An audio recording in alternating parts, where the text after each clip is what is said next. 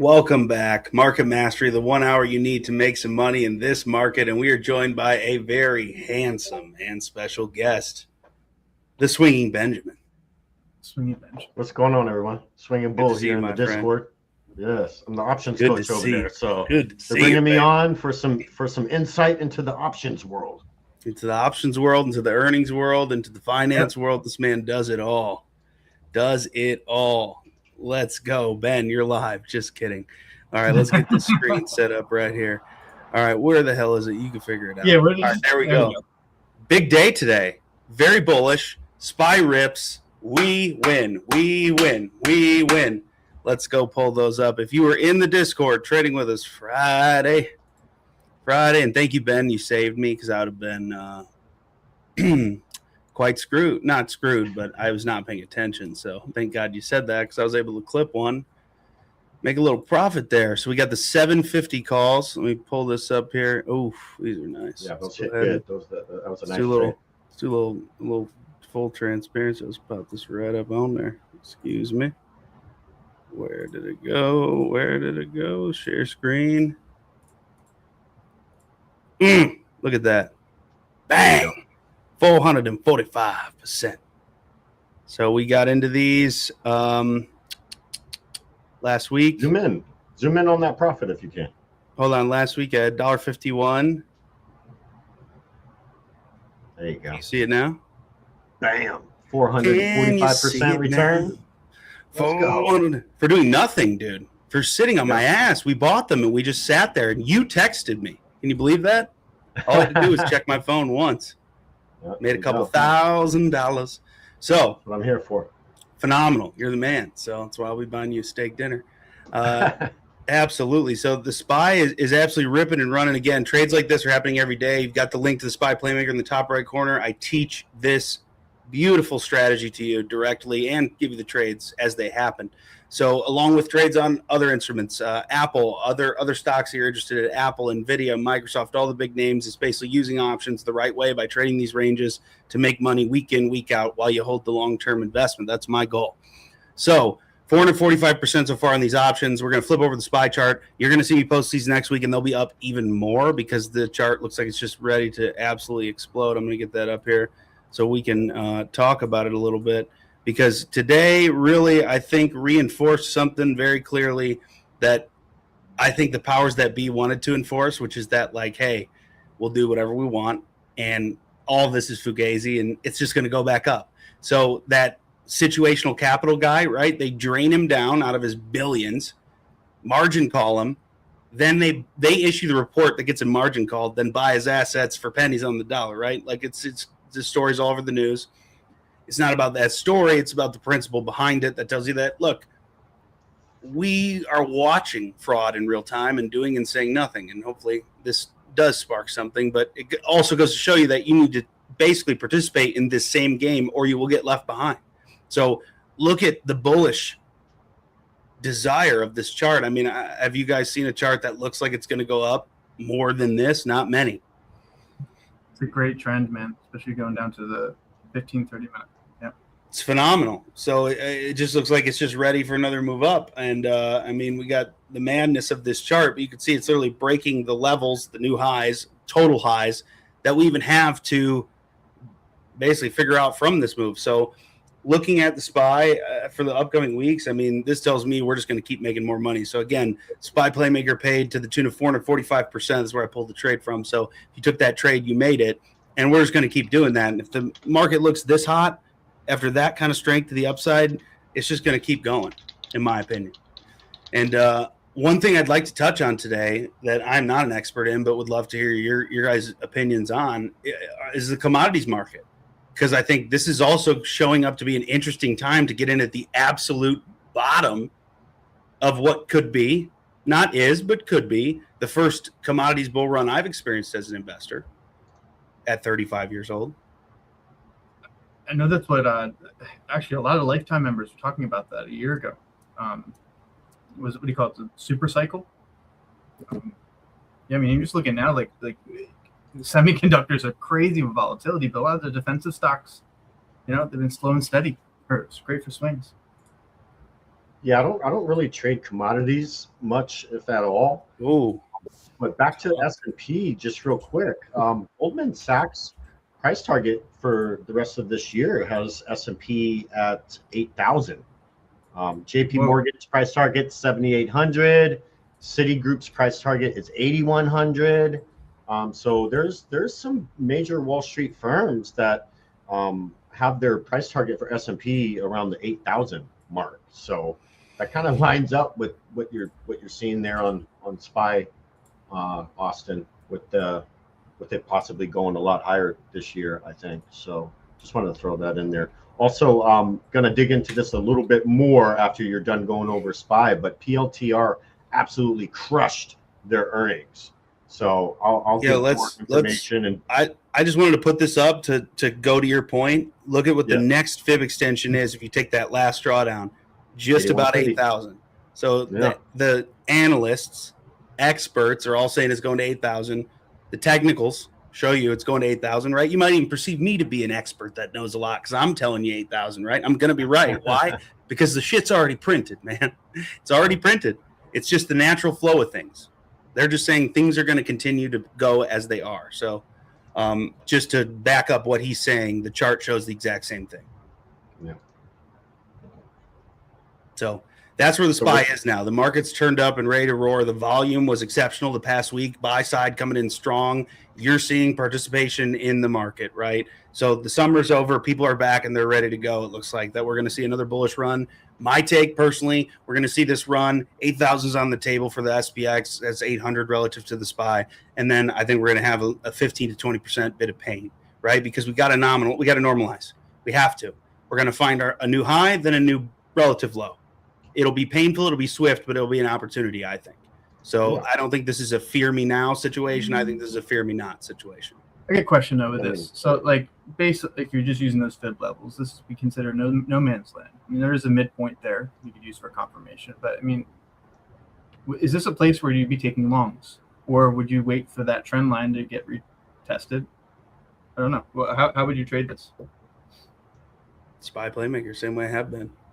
Yeah. Basically intraday and intra-week trades only, because that's what this market has given you is predictability to the sum of plus 5 days, in my opinion. So like, I think the most we could really reasonably speculate future price levels that are critical is to speculate 5 days out, no more. Past that, you don't know. Why?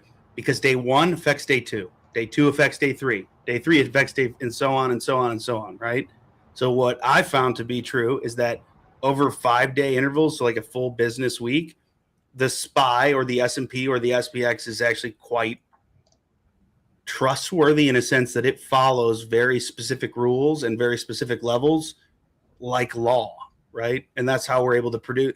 You know, you guys got to think for a second, take a step back from trading. How do I do these levels every week to make money? It just keeps happening. I'm not a genius. I just follow the same rule over and over. I have discipline. That's my win over most. I'll keep doing past the point of no return, which is how I get to the reward, right? That's what's required in trading, is to trespass the threshold of fear that actually prohibits you from protecting yourself. Like, for fear of losing, you don't hedge. For fear of losing, you don't manage risk. It's an irony. I've done it. So when you look at this market, and he asks that question, like, it looks like it's in no man's land, but at the same time, it's like, well, how do we get a taste of this now? Intraday and intra-week. I think you ride with what the market's giving you, capitalize, and then when the wave's crashing, you get off. You exit the surfboard, right? You just get off. I guess a better question would be, should it come back down to test that trend line? Would that be a place you'd be considering with a hard cut point, because you can, a longer term option? Yeah, I think we're saying the same thing. I think that it's going to be a lot of upside, then a lot of pain. But it's perception of pain. It's perceived pain that's relative to the entry point, right? So pain in the stock market is only relative to the entry point you extracted that you started from, right? So you're extracting the directly, equivalent proportional amount of pain based on how far it's down from your position, right? If it's down 89%, that hurts more than 81. It just does. It just does. So we don't want to be in that position. You could be in the right trade, okay? And during the drawdown, in a lot of pain. You're still in the right trade. This is just part of the right trade. It is this pain of this drawdown if you weren't prepared with cash. If you are prepared with cash, you will experience that drawdown as opportunity, not pain. So think about how you will think about trading then. There's one guy that had 10 grand. He bought it all at once and he set it and forget it, doesn't want to look at it again. But he likes checking on his investment and the stock's down 30%. So he's down from 10 grand to 7. That's guy number A. Guy number B starts with 10 grand, buys $5,000 worth of that same stock. That's down now 30%. So what does he do? He deploys another 2,500 into the stock. He feels, guy number 2, guy number B, whatever, that he got a good deal on a stock that he likes, and he felt like his plan to have the cash was worth it. So he just went back in time over maybe 6 months' time of coming up with the trade, making the plan, and validated that whole chunk of his life. So now that person is a more sum total realized human being. Why? Because that person set out to do something with an intention. They put things in place to accomplish that, and then they executed on that vision, and they got the reward. You completed the cycle, right? You became a new person in a sense, a totally new person in that moment, in that action. So the way I look at this is, which guy do I want to be? The guy that says set it and forget it, but is suffering while the stock's down. Now, they both end up at the same destination, right? The stock ends up, they were right. It was a good trade. The stock goes up 10 times where they bought it, right? Over 10 years. Goes up 10 times. They both 10x'd their money. One did a lot better and had a much better time. So guy number 1, who bought it all in one rip and struggled when it was down 30, 40% and had misery and anxiousness, but he ended up 10x'ing his money. Just took a while, 2-3 years of pain. That's the first life. Life number 2 is you buy a little bit, dollar cost in, manage your position. The guy who actually cares for the risk, is prepared, is thoughtful, thinks ahead of time, and executes a plan. So every time the stock goes down, he's buying more with a smile. And then when he finally exits the position, he's up more than 10x, and he feels like a genius because every time the stock was down, he bought more. Which person do you want to be? The only difference is how they did the transaction. The only difference between those two people is the actual how they completed the transaction. One person did it all at once. One person split it up. That's the only difference between those two. That's how simple this is. One person decided to do it all at once. Reactive. The other person decided to implement a plan and a system and a model that made sense to them. Creative. Reactive. Creative. Same letters. The exact same letters spelled those two words. And I think they are perfect poles of each other. You either create or you react. Yeah. For instance, right now we're creating something that people are reacting to. Hope is you create something with this. That's why I hope you use the trades and make money. Then you've created from what I've created. That's how we win. Yeah. But to put it simply, right now, I think this is the kind of time where strategy number B makes a ton of sense. It is a small position that's slowly managed and modeled over the expectation, in my opinion, that this chart is going to eventually meet me at this trend line. The question is when. So I think like max pain, 689. Minimum pain, 757 in a year, right? Yeah. Yeah. So either it goes sideways and sits and you held it the whole time, or you just intraday and intra-week trade it and make a killing. Yeah, or like you go into Bull's coaching program, you learn the ways to make money regardless of the outcome, or several outcomes work. I agree with that too. So Ben, what are you thinking about this? We had the tech earnings. Let's flip this. So we'll kind of wrap this up with S&P incredibly bullish. We put our trades out. The trade we put out last week is up 445%. If you want those trades sent to you directly, like before we open them, like, hey, we're thinking of opening this trade. Here's what we're looking at. Just scan that code in the top right or go to the link at the bottom. But get it now because we got another one coming. And then we're going to switch it over to Palantir because they Palantir. Let's go through a crushed. little bit of the story here first. Yeah. Get that chart up. So for those of you who PLTR haven't absolutely crushed it. watched us for the past few years, we've been buying since what, like 750, I think, over a course of years. You traded all the way up from since IPO, traded it down, waited for that break of 560 to start entering, and then 760 is retirement alert. And that was the beginning of a long road to 30 as our main target. And now look where we're at now. Yeah. Yeah, so for PLTR, they just reported after the closing bell today, and they absolutely smashed it. Okay, the estimate for the revenue was $1.8 billion. They reported $1.94 billion. So nice beat on the revenue. The EPS estimate was 0.35. They reported 0.41 for the EPS, so solid beat on that line item. Also for U.S. commercial revenue, that estimate was 716 million. They reported 764 million. So that's actually up 149% year over year on the U.S. commercial side of the house for PLTR. And also the U.S. commercial remaining deal value, there's still $6.2 billion there. That's up. That's also up 124% year over year. So PLTR absolutely crushed it. They beat revenue. They beat EPS. They beat several other line items on the sheet. And also they raised their guidance. So the estimate for the fiscal year 2026 guidance was 7.73 billion. And now they're saying it's going to be more like 8.16 billion. So increase on the revenue guidance. And then they also increased the operating income guidance. The estimate for that was 4.5 billion.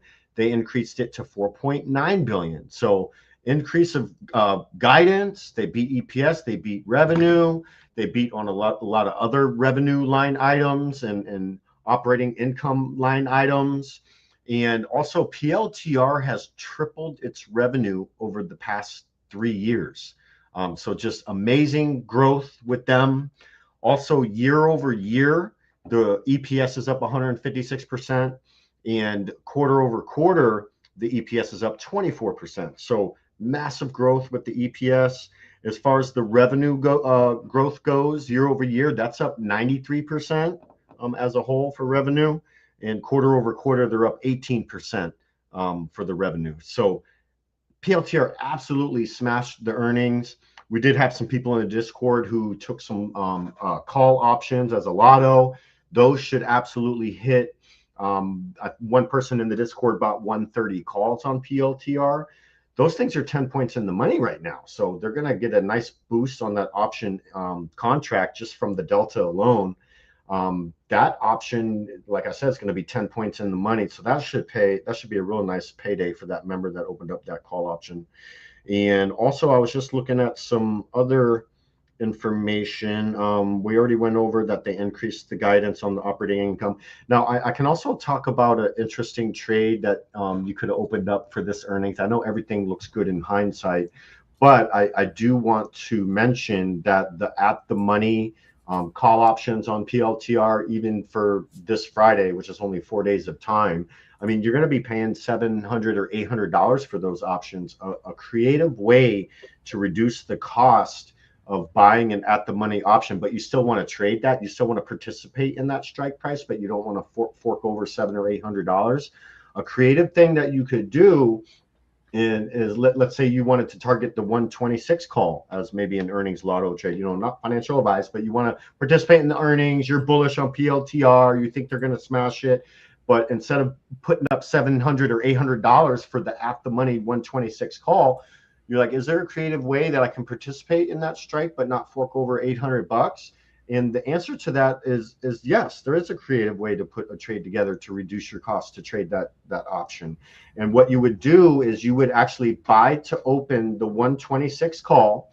And I'll just go off of the last sale of that contract before the regular session ended today.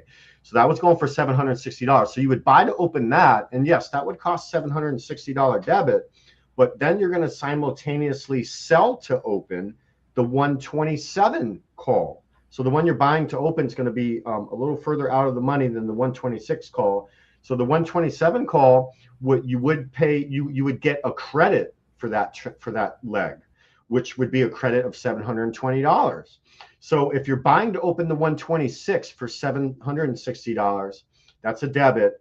But then you get a credit on the 127 strike of $720. That means your cost to participate in that 126 strike would only be $40 for that one spread. And so you can go from needing, okay, instead of needing $760 for this 126, well, now I've got a creative way to still trade the 126, and now it's only going to cost me $40. And you would say, well, what's the catch? Okay, so I don't need 760 anymore. I only need $40. You know, what's the other side of that? You know, there's always a catch, right? So what's the benefit of your buying power being reduced to participate in that strike? Your buying power being reduced so dramatically. What's the catch? Well, the catch is your upside is still capped a little bit. It's actually going to be capped at the width of the spread. But if it's a $1 wide spread, we know that that's worth $100. And if you're only paying $40 to enter that, that means your max profit would be $60. Plus you get your $40 back if the trade works out. In my opinion, that's still a solid return, because if you can get a $60 profit on only a $40 risk, that's going to be 150% potential return on what you're risking.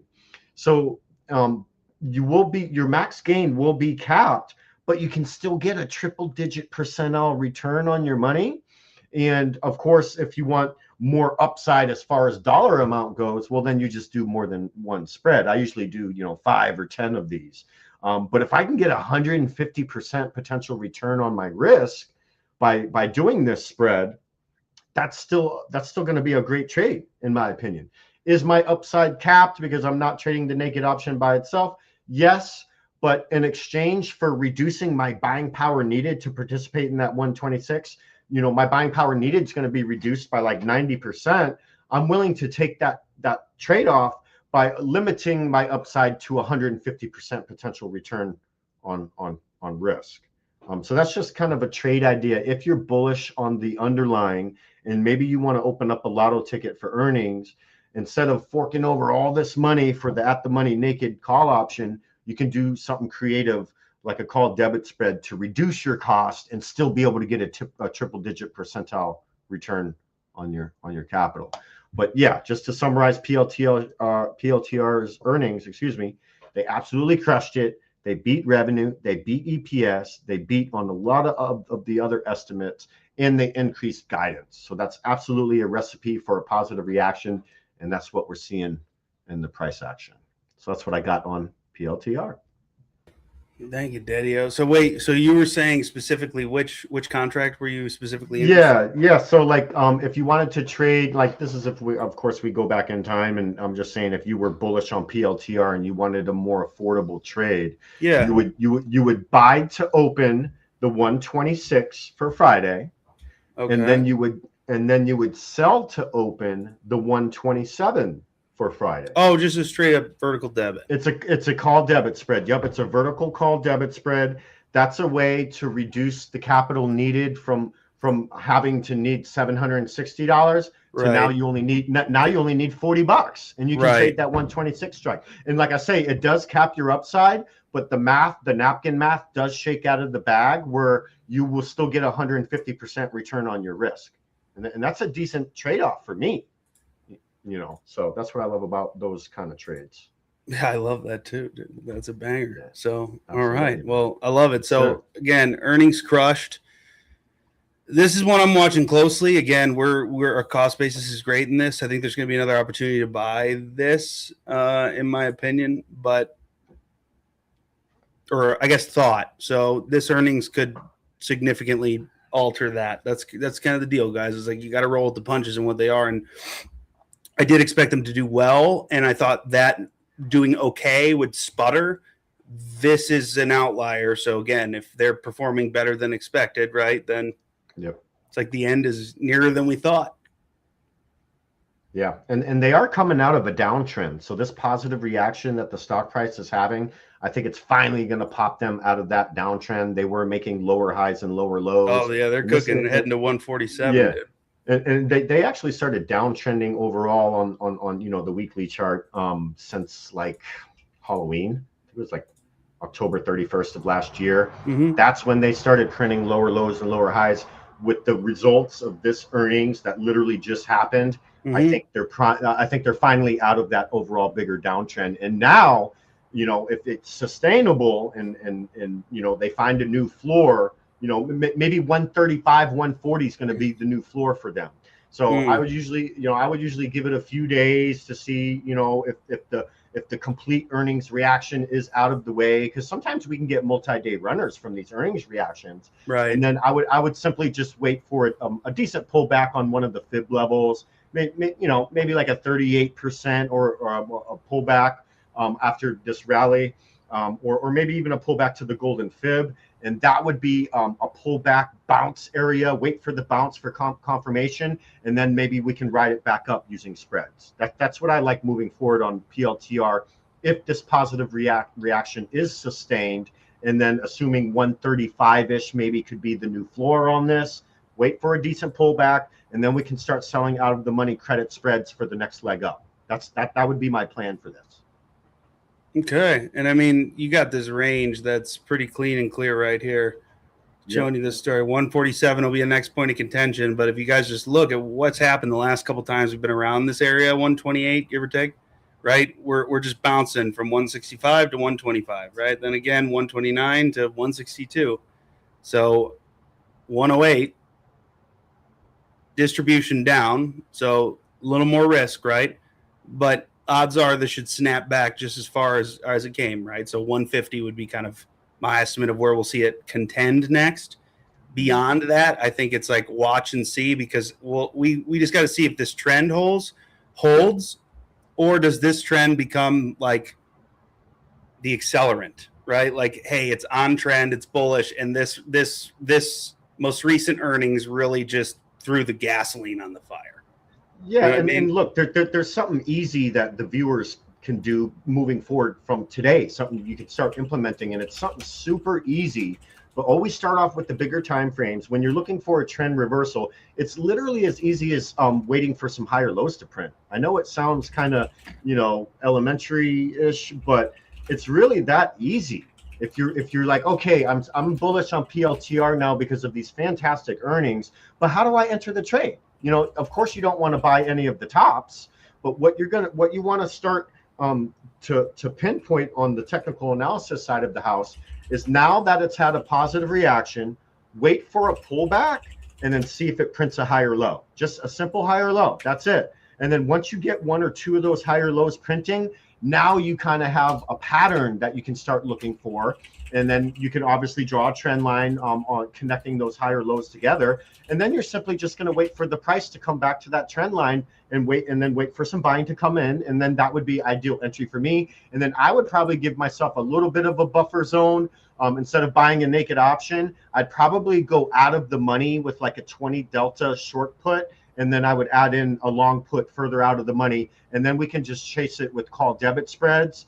Or we could, we could do call debit spreads, or we could do out of the money put credit spreads. And Quench, I love my credit spreads. Yeah. Especially, and then I would just target the 20 delta on the put side. We'd technically be short the put. So yes, just because I'm trading puts, it doesn't mean I'm bearish. I would technically be short the put, which would be neutral to bullish. And the fantastic thing with the out of the money credit spreads is once you catch the pullback bounce, we actually don't need it to go up. It could just trade flat as a pancake. And then with the out of the money credit spread, that would just print money even if it trades sideways. We just need the underlying stock price to stay above our put credit spread. That's easy right there. That would be an easy trade for me. That would be like having a little ATM in your office that's just spitting out $100 bills, depending on your lot size on your spreads. But that's what I would be doing, and that's how I would attack it. But again, not financial advice. Just try not to buy the tops of these peaks. You got to wait for a pullback, wait for it to make a higher low. And obviously it's only going to print a higher low after it pulls back a little bit. So wait for that higher low print, and then you can chase it with debit spreads or puts or credit spreads. And then if you don't know how to put those together, join the Discord. I'll show you how to do it. It's no problem. That's why I'm in the Discord. is to show people these creative ways of trading that have less risk, that have defined risk, and trades where we don't need a directional move.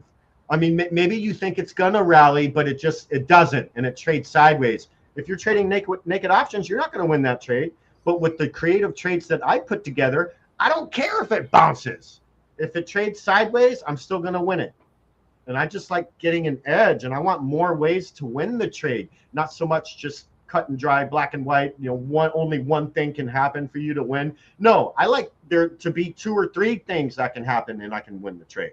And those are some of the creative things I do in the Discord. So if you're interested about learning about these more advanced strategies, check those links in the description. I can help you out with these things for sure. You are the man. So looking at this, just kind of where it sits right here, this is the hourly. You can see this print on earnings. It's pretty nuts. I mean, I think this looks like the bulls are back in town. I don't know what to say other than that, dude, with these earnings. So the bulls are back. We got these levels. I mean, I think these are going to stick. How old are these?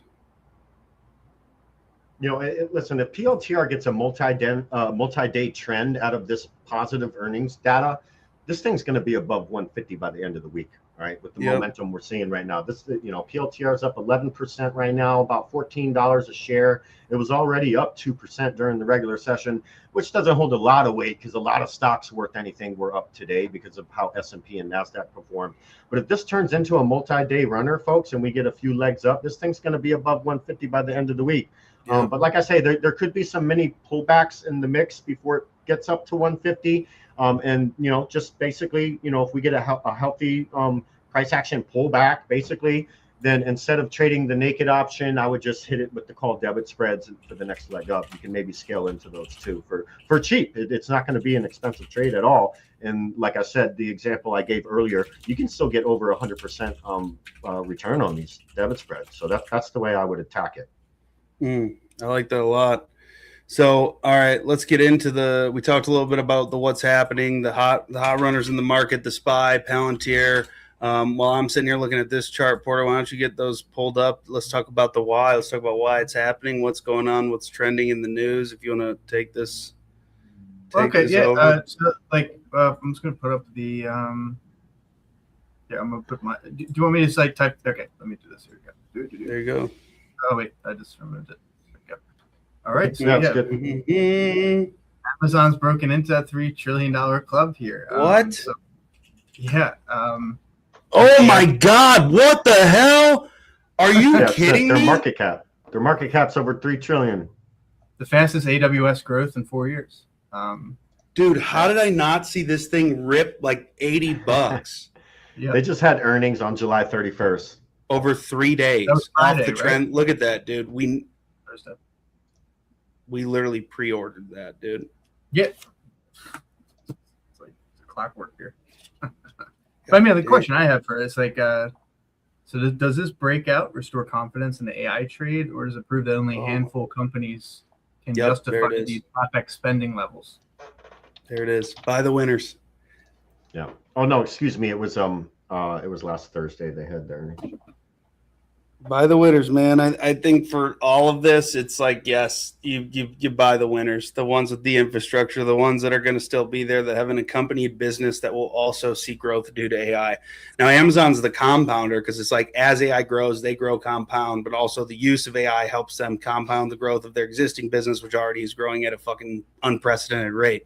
So it's just like if there's like the everything company that should be broken up into 4 or 5 different companies, it's now Amazon.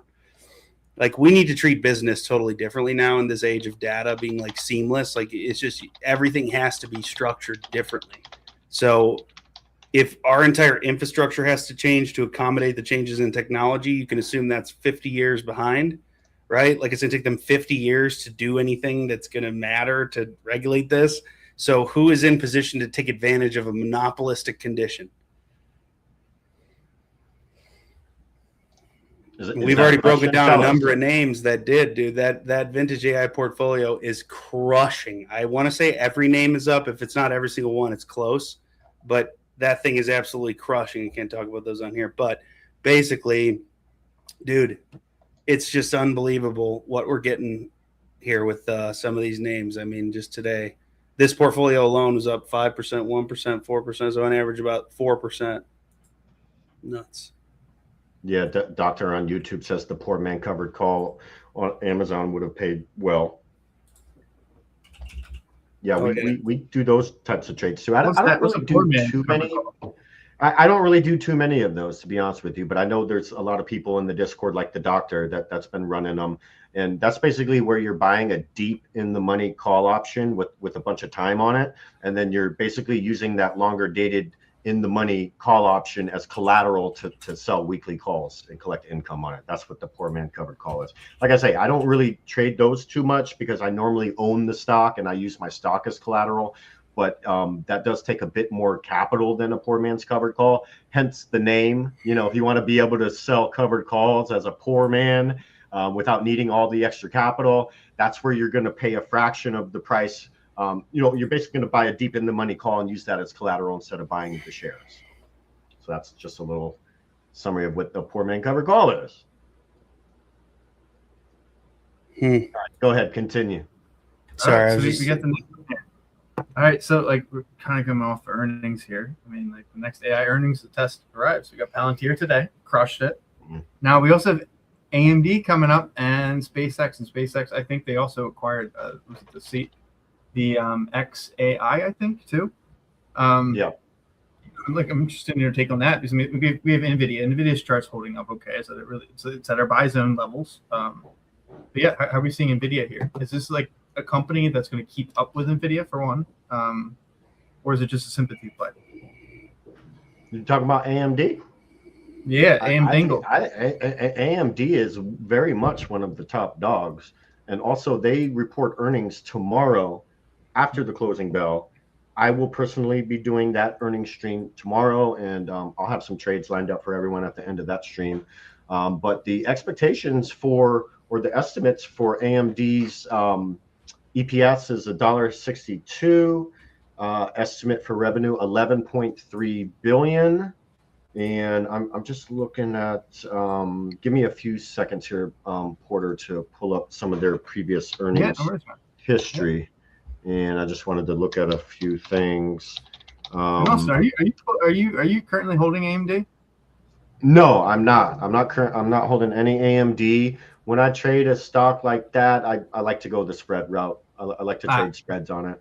Yeah, that way I don't have to mess with theta decay on naked options or worry about all the capital needed of buying shares and stuff like that. Because it's a $281 stock. Yeah. So think about the cost of that to buy 100 shares of that right now. I mean, that's $28,000, right? And I'd rather keep my cash nice and safe, where I know it's safe. And then I can enter some spread trades to reduce my cost of entry and still get amazing returns as if we were trading naked options somewhat, So yeah, I like AMD. I think they're going to do well. Let me just go look at some previous price action here, and that'll give us a good idea on how they reacted. So their last earnings that they reported, and that was in the beginning of May. They had a beautiful gap up. They were trading around $350 before the earnings, and they were trading around $430 the very next day. So beautiful positive reaction on their last earnings. So they're coming off with some, they're coming off from the last earnings with some heat, so to say. And I'm probably on that one tomorrow because they report tomorrow after closing bell. I think a creative thing we can do for that earnings, not financial advice, but I'm going to slap a debit spread on each side of the price. I'm going to put a call debit spread above the price of AMD, and then I'm going to put a put debit spread below the price of AMD. That way, if they go to the moon, I can make money. If they burn to the ground, I can make money. I just don't want AMD staying flat. That would be the risk on that trade. But I want to be able to win the trade whether they go up or down. And that's the earnings trade I'm going to have for the Discord people. Probably tomorrow I'm going to do that on AMD. So keep your eyes out on the alerts channels. And I'll put that one out on the wire tomorrow afternoon for our lovely Discord members. Yeah. Great. I mean, also, for you, are you holding any AMD? I mean, we had the buys since like the 90s, 105, 120, 123, up at 175. Did you catch any of those? Dude, Oh, missed most of it. Missed most of it. It's the one for some reason I never ended up. The orders didn't fill, or something happened, and something happened, dude. And yeah, for any of you that are following the notes though in the stream, I mean, there was like 10 different entries. So congratulations. Yeah, I mean, we mapped it out. So the point is that everybody got it. Now, one I will talk about right now is SpaceX. I do not hate SpaceX right here. I think it's interesting to make a small buy at the low 100s, right? Remember I talked about last week that I want to see that thing crater below 150. What did it do? Crater below 150. Now that it has, it looks like it's below 100 too. Yep, around this level. Oh, it still could go lower. I'm just saying it looks like there might be a base building, and this is a hot enough thing with a loud voice that can talk a lot, right? That could keep this, send this thing to the moon without having any time to prepare. You know what I mean? Yep. So what I'm trying to figure out now is how to reallocate stuff to roll it forward into that, because I got Snowflake up with we got a huge win on Snowflake. So this is one that I'm watching closely that I might start adding to. If you're in the Discord, I'll be posting that every time I do make a decision like that, and it happens or changes. I'll update that portfolio. So if you want that, pop up in there. Links at the bottom, baby. All right, what do we got next? Yeah, 1 second. Okay, so I mean, it's more sentiment wise. Like the market's very volatile. You have Trump tweets. You have going into the weekend. There's a peace deal, and then a Monday realizes all Fugazi, right? Like okay, so with this specifically, I mean, for you, you're talking about SPY options too, like doing intra-week or intraday. Like that's the way to go with things. But when they come up with the long-term trend lines, of course, that's when it, considering them. But as far as this market in general, and you're looking at a lot of these earnings, like they're beating estimates. Like I've been listening to some of the bulls with like some of the Mag 7, but selling off right. Like Google even. But why does the market feel so fragile right now when it looks that the corporate profits are exploding? Because it is. I mean, it's like if 10 guys are doing really well and those 10 guys make up most of the market, you think the whole market's doing well. But that's only true until it's not. So it's like eventually there are no more people to marginalize. There are no more profits to grow.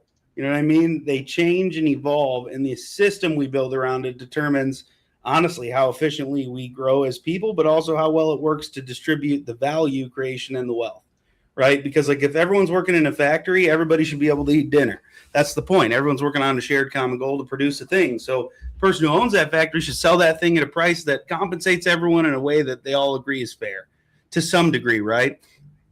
And that's kind of what's happening here is that, so in this example, right, we're the workers and the powers that be are the powers that be. And they said, hey, guys, we're going to work a little harder for a little while, but I promise we're going to sell so many more units that we're going to get some huge bonuses, right? So everyone did work their ass off. So the 80%, the majority worked harder.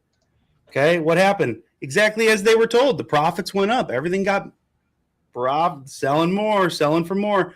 But then what did they do with the money?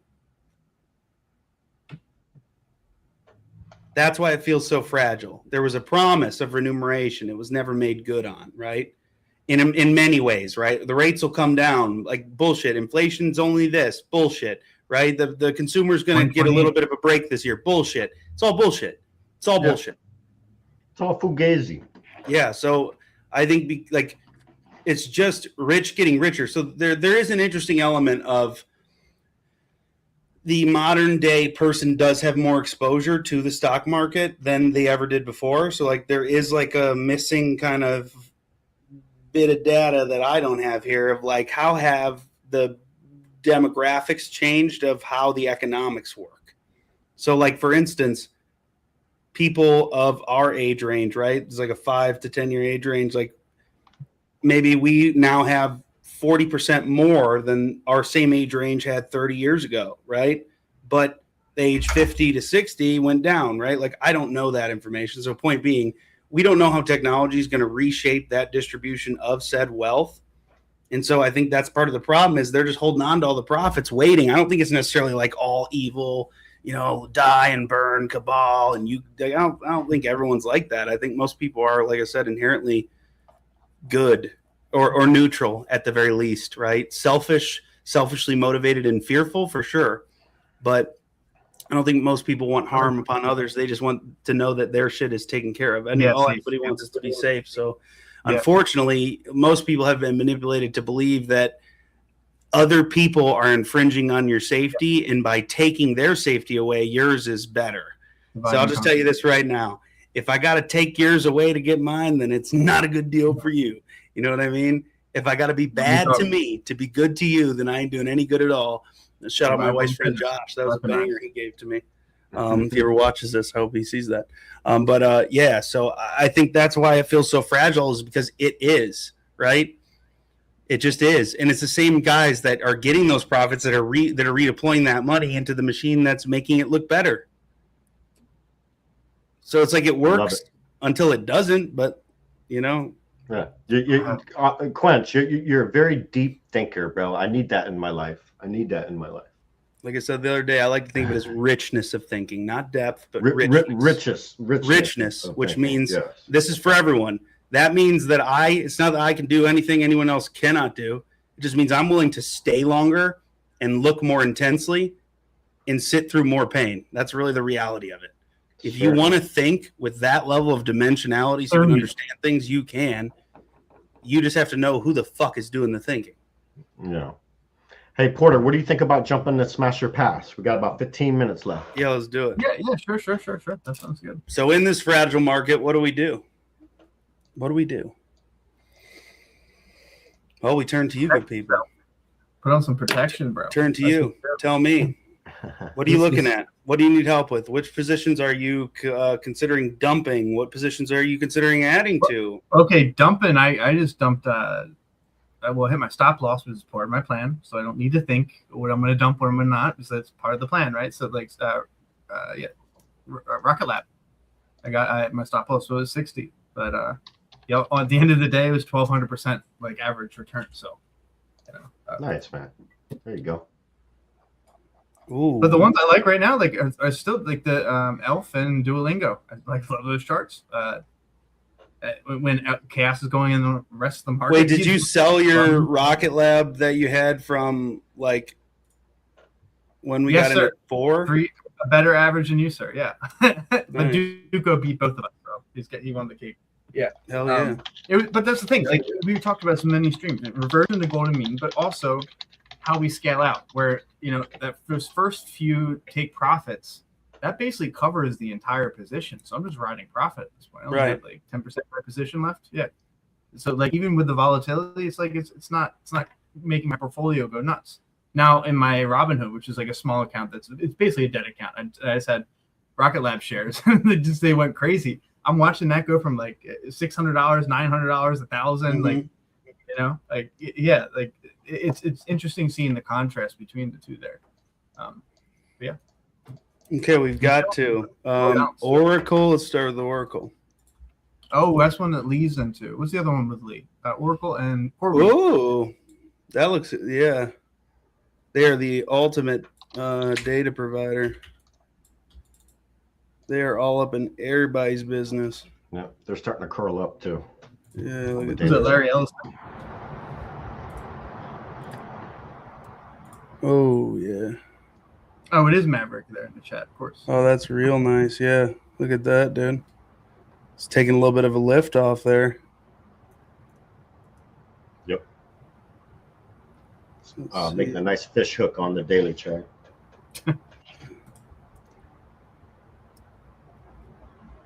Oh boy. There it is. I knew I saw it. Yes. Connect the dots. These skills carry through life.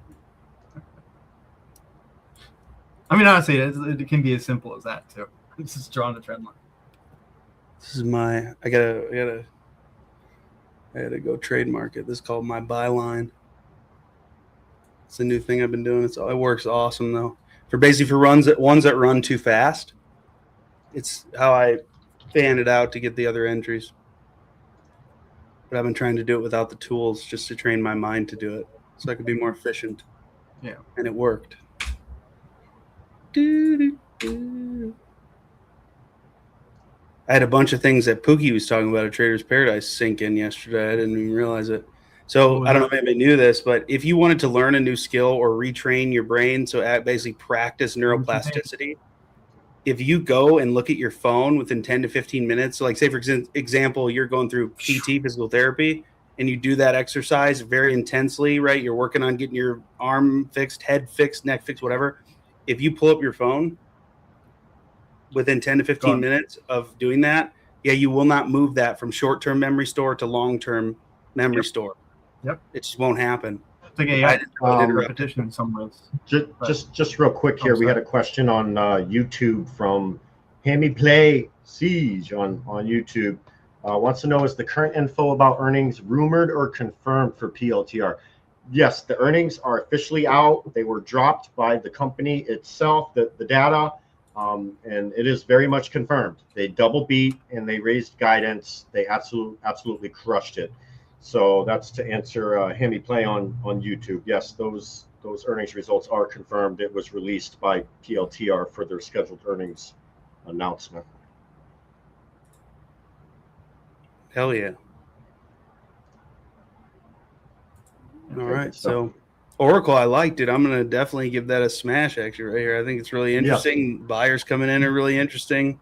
It's a great long position to have. I'd smash this, baby. Don't you think? I mean, look, it's just crisp and weighty. You want my opinion? Yeah, you want my opinion on how I would trade that? Yeah. Again, not financial advice. It's getting a beautiful bounce on the daily chart right now. Printing a solid green candle today, up about a little over 9% today. The at the money options for September 18th, the 145 call, those things are selling for $1,400 right now. A little more than that, actually. If you don't want to fork over $1,400 to play the upside on this, what I would do is I would simply buy to open the 145, and I'm just going to go off of the last sales here, the last price. Buy to open the 145, that would cost a $1,440 debit, but at the same time, we're going to sell to open the 150. That leg there, we will get a credit of $1,260, which means instead of needing over $1,400 to trade that 145 call, now we only need $180. Okay, that is very affordable. Most people should be able to afford that. And the potential return on risk on that trade, it's a 5-wide spread, so that's worth $500 minus the 180 debit to enter that spread, means your potential profit on that $180 risk is $320 profit. And if the trade works out, you get your $320 profit and you get your $180 back. And that's a potential return on risk of 177% return, Austin. And you would just need, all you would need is for Oracle to be above 145, and you would get 177% return on that. That's only like a little over 3 points from where it's at now. So you don't even need Oracle to make this monster big move up. You literally just need it to move up by 3 points by September 18th, and you just bagged 177% potential return on risk.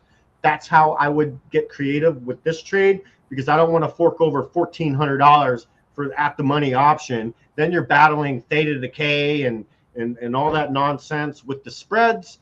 I don't really care about the Greeks as much.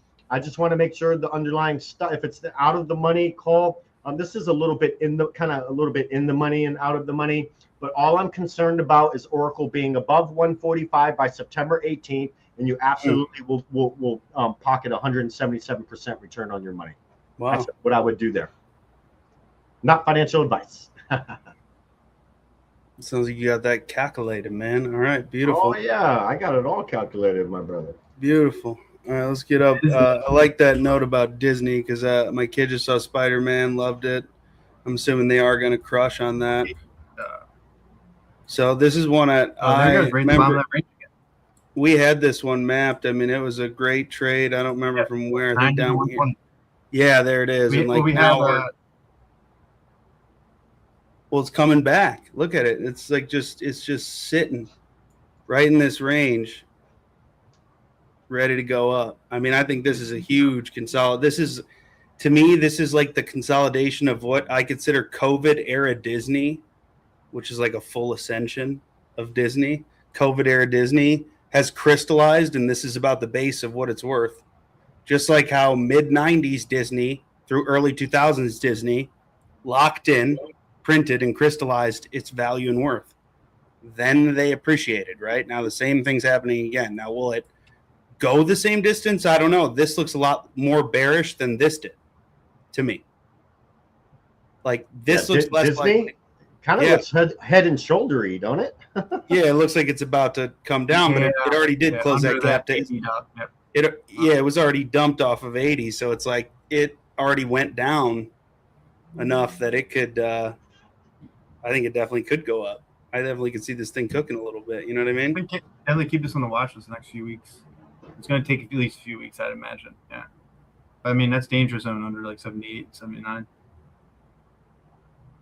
Yeah. So I don't know. I think this one is worth a watch. I'm not yet in yet, but I do think this one could be interesting if it starts teasing the upside and pushing, 115, 118. That's when I would take this a lot more seriously personally, I think, for Disney. Yeah. I mean, like I was saying, just kind of the opposite of what Austin's saying. I would make sure that neckline don't break. It kind of looks like a bearish head and shoulder. So, wherever, you can see right on the chart where it keeps bouncing right there. That's kind of like the neckline. So basically you want to make sure that head and shoulders pattern gets invalidated. And then if it gets invalidated, I'd like it to go higher for sure. Yeah. He's just saying the other side of what I'm saying, not the opposite. Yeah. I'm talking about the ceiling. He's talking about the floor.